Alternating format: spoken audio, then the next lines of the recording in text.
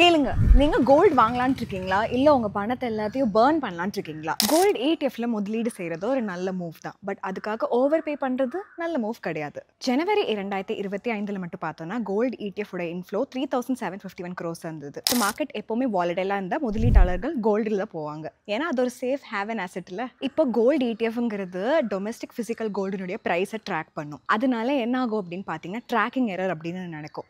ETF உடைய price வந்து ஸ்லைட்டா actual gold பிரைஸை விட டிஃபரன்ஸ் இருக்கும். ட்ராக்கிங் எரர் எவ்வளோக்கு எவ்வளோ கம்மியாக இருக்கோ பெட்டர் அந்த கோல்டு ETF நம்ம சொல்லலாம். ஏன்னா லோவர் எரர் இருந்துச்சு அப்படின்னா ETF பிரைஸ் வந்து ஆக்சுவல் கோல்ட் பிரைஸை மிரர் பண்ணும் ரொம்ப க்ளோஸாக.